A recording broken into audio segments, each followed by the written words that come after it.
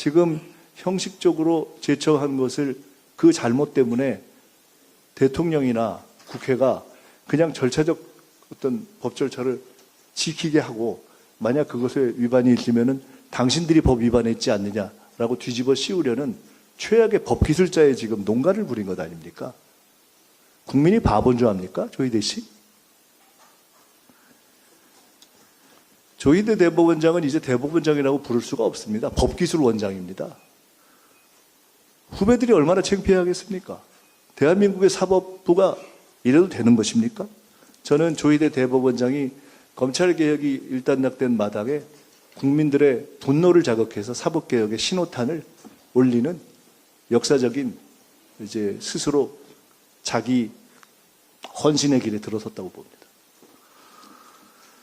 체면도 염치도 없습니까? 더 문제가 있는 것은 사법부의 태도입니다.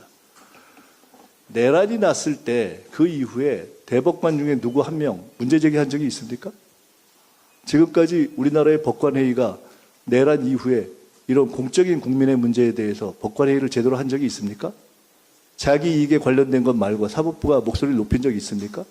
저는 묻고 싶습니다. 첫째, 조희대 대법원장은 왜 그동안 법을 다 어기다가 이번에 또 이런 짓을 했습니까? 왜 그동안의 관습적 법 절차를 어기고 이번에 대법관 제청을 한 의도가 뭡니까? 잘라달라는 겁니까? 대법관들에게 묻습니다.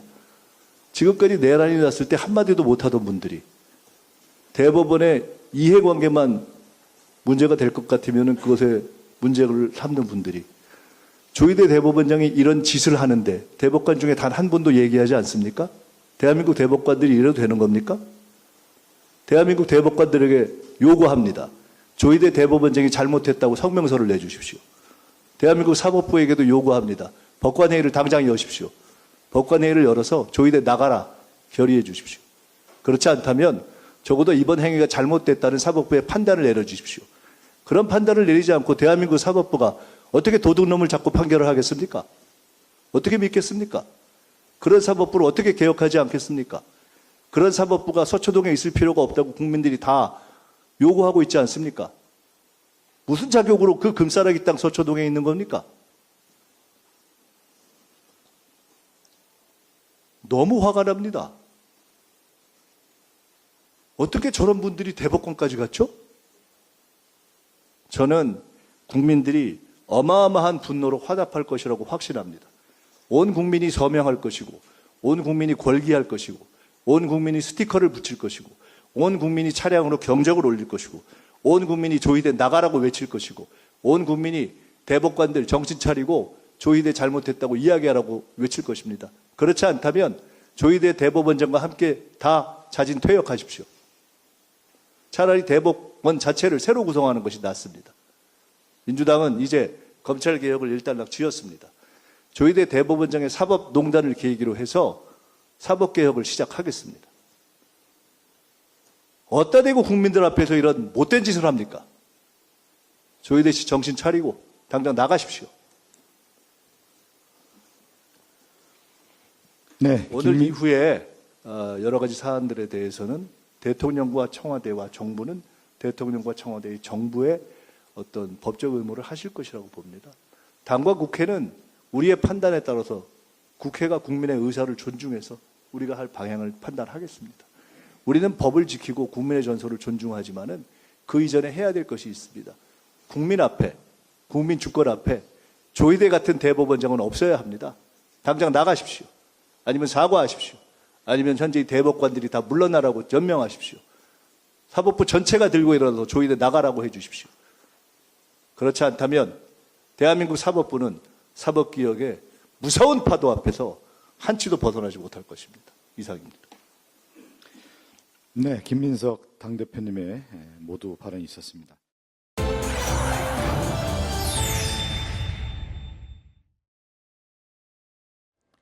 자, 김민석 더불어민주당 대표가 취임 후 오늘 부산에서 첫 최고위를 열었습니다.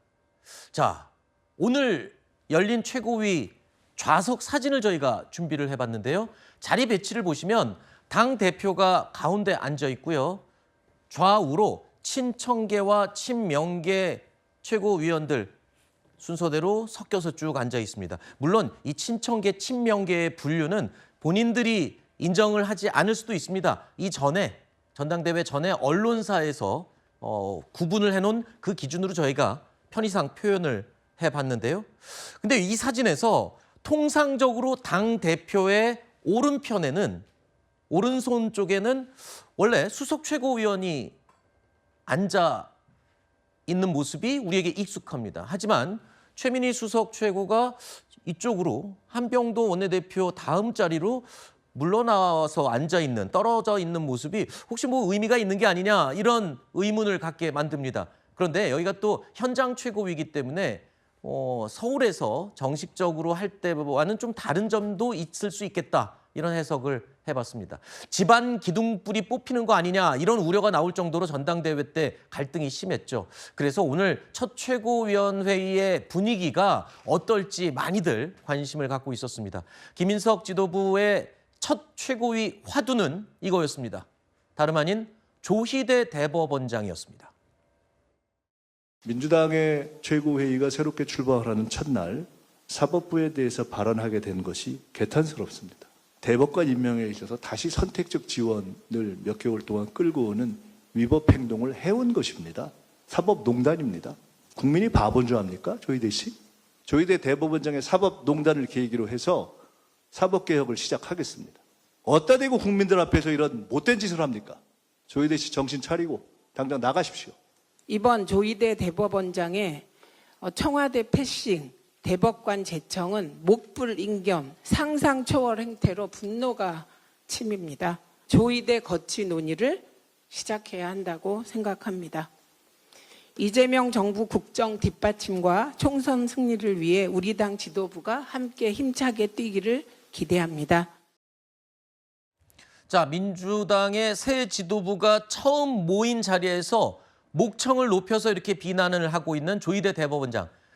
앞서 이런 일이 있었습니다. 조희대 대법원장이 이재명 대통령과 논의 없이 신임 대법관 2명을 제청을 했는데요. 이것을 두고 당 대표는 물론이고요. 원내대표와 수석 최고위원까지 나서서 일제히 맹폭을 쏟아낸 겁니다. 그러면서 이번 계기로 사법개혁까지 예고를 하고 나섰습니다. 자, 사실 오늘 최고위에서 전당대회 기간에 쌓였던 갈등이 혹시 표출되지 않을까 했었는데 그런 우려보다는 김인석 대표와 또 최민희 수석 최고 같은 목소리로 조희대 대법원장을 비난하기 시작했거든요. 어떤 의미입니까? 뭐 첫날이니까요. 네. 이제 조희대 대법원장이 이제 대법관 2명을 뭐 청와대 이제 이재명 대통령하고 논의 없이 제청했다. 네. 이거 아닙니까? 그런데 사실 모르겠습니다. 제가 볼 때 네. 그 지금 현직 대법원장인 조희대 그 대법원장 보고 조희대 씨 뭐 어허. 이런 원색적인 발언을 하는가 하면은 그 다음에 아주 불량 학생이다. 네. 퇴학을 간절히 원하는 공부 안 하겠다고 구걸하는 불량 학생이다. 이런 원색적인 언어까지 쓰면서 이렇게 하고 있는데 사실은 지금 그 우리 사법 법원의 수장이죠. 조희대 대법원장을 민주당에서는 벌써 오래전부터 네. 탄핵의 대상이고 굉장히 미워했습니다. 네. 지난 6.3 지방선거 때 투표용지 부족 사태를 보고도 민주당 쪽에서는 이거 조희대야말로 탄핵감이다. 네. 이런 식으로 뭐 플랜카드도 붙어 있고 막 그랬던 것 같아요. 네네. 왜냐하면 조희대 대법원장이 여태까지 민주당이 밀어붙이는 여러 가지 검수완박이라든지 사법 시스템 무력화라든지 네. 이런 거에 협조를 안 했거든요. 네. 그런 그 원한이 쌓인 겁니다. 아. 그렇기 때문에 굉장히 원색적인 용어를 써가면서 이렇게 하는 것이다. 네. 그런데 이게 더 진척이 되고 악화가 되면은 말씀하신 것처럼 검찰의 수사권도 완전 박탈을 했는데 네네. 이 법원을 상대로 민주당 이재명 정부와 민주당이 전쟁을 치르면 어허. 결국 우리나라 사법 시스템은 어디로 갈 것인지 굉장히 걱정이 되죠. 자, 그러니까 조희대 대법원장이 대법관 2명을 상의 없이 제청을 한 것은 사실은 명목이고 지금 얘기를 들어보면 그동안 쌓여있던 그 이유로 지금 조희대 대법원장을 저렇게 공격하는 거 아니냐 이런 지적을 해주셨는데요. 명목이라고 하기엔 너무 큰 수십 년 동안 이어져온 관례를 깨버린 거 아닙니까? 아하. 이게 지금 원래 법관은 대통령 임명하도록 재헌 헌법에서부터 명시가 되어 있었고요. 네. 대법관은 그 대법원장의 제청에 의해서 한다는 거는 제3공화국, 그러니까 62년에 들어갔습니다. 60년이 넘도록 지켜져 왔던 겁니다. 지금 그 대법관을 선정하는 절차는 대법관 후보 추천위가 그 명단을 추려서 대법원장에 올리고 대법원장이 제청한 다음에 대통령이 임명해서 국회가 승인하는 동의하는 과정입니다. 네. 자, 근데 이 지금 명단을 대법관 후보 추천위가 1월에 올렸습니다. 네. 200일 동안 아무것도 안 하다가 갑자기 60여 년이 넘도록 지켜져온 전통을 깨면서 갑자기 서면 하나 달랑 보내면서 네. 이 사람들 임명하시오라고 보낸 겁니다. 이거에 대해서 그러면은 그냥 순순히 그냥 끄덕이면서 대법원장 할 일 하셨군요 해야 됩니까? 맹렬한 비판을 해야죠. 그럼 그게 탄핵감은 되는 겁니까? 헌법과 법률의 위반은 아닐 수도 있다고 생각합니다. 네. 하지만 수십 년 동안 이어져온 관례를 깬 거기 때문에 이거에 대한 엄청난 비판이 있을 수밖에 없고, 그리고 네. 조희 대법원장에 대한 탄핵을 이야기하셨던 당내 세력들, 당내 목소리에서는 네. 위헌 위법적인 요소가 이전부터 있었다라고 주장을 했기 때문에 네. 사실 그 부분에 대해서는 전 당내에서 그렇게 다수의 공의를 얻지 못했습니다만 이번 네네. 수십 년 전통을 깬 것 때문에 네. 아마 조희 대법원장의 거취에 대한 얘기는 좀 불이 붙을 것 같습니다. 그렇군요. 어쨌든 민주당의 새 지도부가 출발하면서 동시에 조희대 대법원장에 대한 비난을 한 목소리로 쏟아냈죠. 하지만 전당대회 직후에 친청계 인사들의 반응을 보면요. 오늘 열린 이 최고위에서 한 목소리가 나오긴 했지만 앞으로도 이 분위기가 계속 유지가 될지는 회의적이라는 관측도 나옵니다. 벽이 없는 원팀으로서의 완성과 소통이 이루어지겠구나 하는 그런 느낌과 기대와 책임감을 갖게 됐습니다. 원팀이라는 게 예를 들면 다양한 목소리, 조금 다른 목소리, 이견 이런 건 하나도 안 나와요. 저는 원팀 개념은 바뀌어야 한다고 생각합니다. 탈당하면 안 됩니다. 당의 주인은 당원 여러분들입니다. 끝까지 남아서 저를 좀 지켜주시기 바랍니다. 자, 김민석 대표의 우선 과제는 갈등의 봉합이다. 이런 말까지 지금 나오고 있는 상황인데요. 김민석 대표는 오늘 부산에서 첫 최고위를 가진 후에 노무현 전 대통령 묘역 참배, 그리고 그 이후에는 문재인 전 대통령을 예방을 할 예정입니다. 저녁에는 또 경쟁자였던 정청래, 송영길 의원 등과 함께 이재명 대통령과 만찬을 앞두고 있는데요. 자, 이게 다 오늘 하루 만에 예정돼 있는 일정이라 말입니다. 그야말로 통합 행보이고 봉합을 위한 어떤 노력이 아니냐 이렇게 평가할 수도 있을 것 같은데요. 그렇죠. 오늘 저녁에 대통령께서 주재하시는 만찬 같은 경우에도 작년 민주당 전당대회 때는 그 후보 2명을 열흘 정도 뒤에 불렀었는데 이번엔 이틀 뒤로 한 것을 보면은 대통령 그리고 김민석 대표도 지금 굉장히 마음이 가쁜 상황이 아닌가 생각을 합니다. 결국에는 이러한 과정에 있어서 김민석 대표가 오늘 문재인 전 대통령 예방하기도 한다라고 하는데 이것은 현직 전직 당대표 수준의 문제는 아니라고 생각을 합니다. 네. 대통령께서도 이번 전당대회가 시작되는 과정에서 문재인 전 대통령과 청와대에서 오찬을 하셨었죠. 그 이유는 2년 전에 본인이 당대표였던 시절에 비명 행사 공천 이런 것들로 인해서 구주류, 친문계의 세력과 굉장히 거리를 두게 되는 부분들이 네. 대통령 스스로에게 지금 다시 돌아오고 있는 업보와 같은 상황이라고 생각을 하는데요. 네. 이것은 대통령께서 문재인 전 대통령 만나셨을 때 결국에는 봉합이 되지 않았기 때문에 그래서 유시민 작가 등이 등판을 해서 그렇게 독한 말들을 쏟아냈던 것이 아닌가 싶습니다. 김민석 대표도 여러 가지로 노력을 해야겠습니다만 네. 대통령 스스로가 여기에 대해서 결자해제하고 사과하는 메시지를 내야 되는 것이 아닌가. 그리고 지금 김민석 대표 입장에서는요. 뭐 송영길 후보, 정청래 후보와도 계속 가겠다라고 이야기하고 있는데 어제 오늘 나오고 있는 인선들을 보았을 때는 계속적으로 친명계 인사들만 사용하는 함께하는 모습들을 보이고 있거든요. 네네네. 스스로가 통합하는 모습도 보여야 한다 생각합니다. 알겠습니다.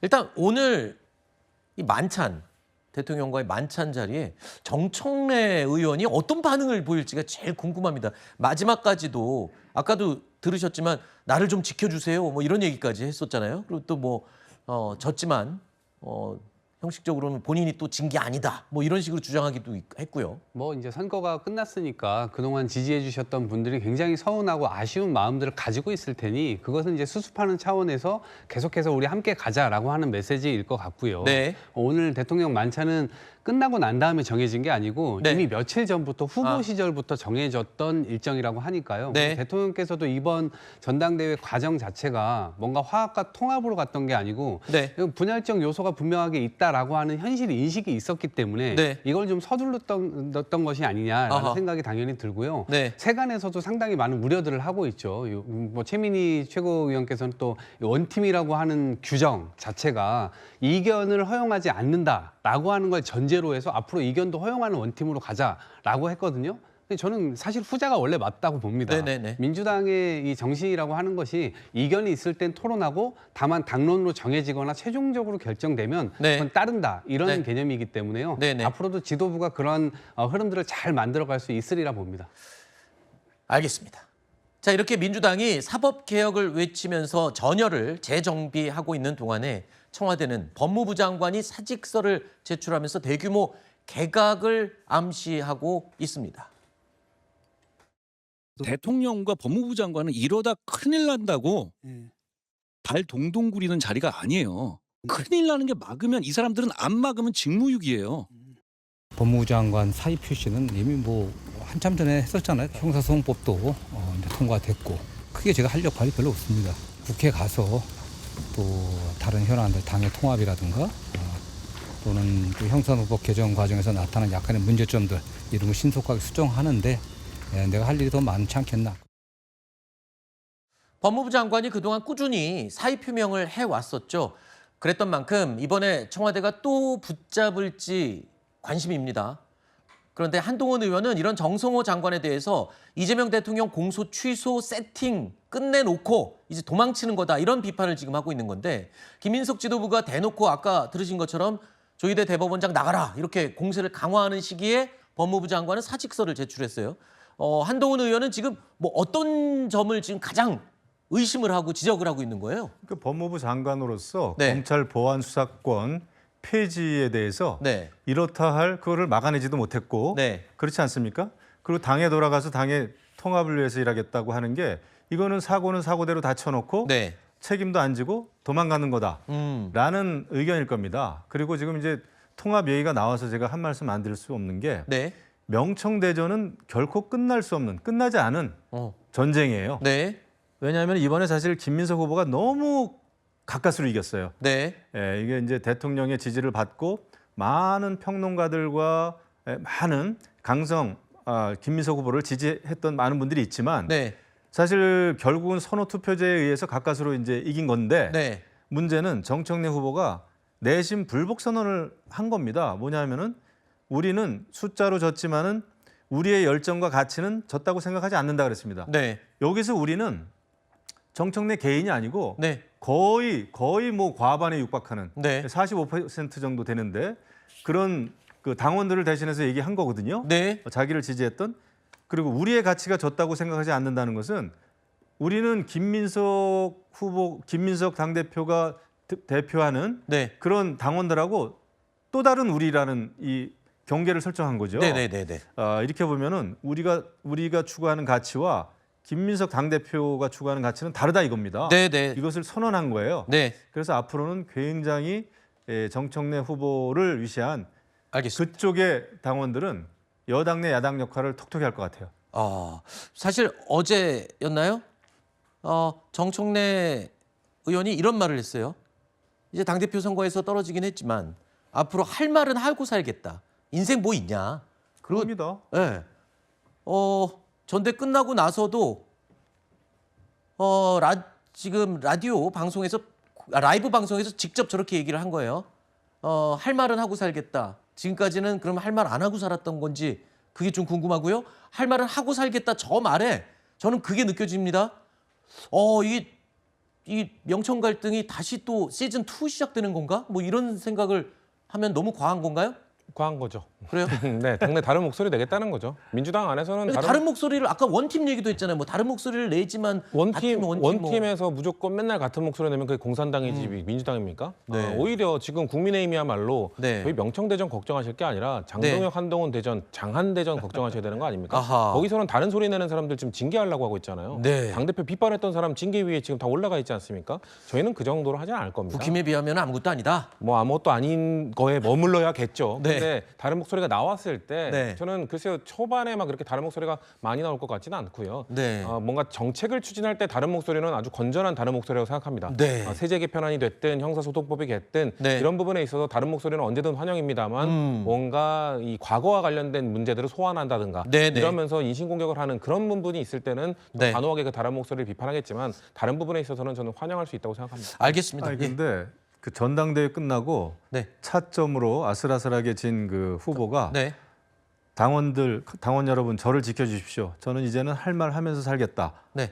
라고 이런 정도의 전당대회가 없었어요. 아. 이렇게 보면 거의 저 심리적인 분당입니다. 그렇군요. 일단은 뭐 당 대표 시절에는 그렇다면 할 말을 하고 싶지만 많이 참았다는 건데 앞으로는 어떤 할 말을 하게 될지 궁금하네요.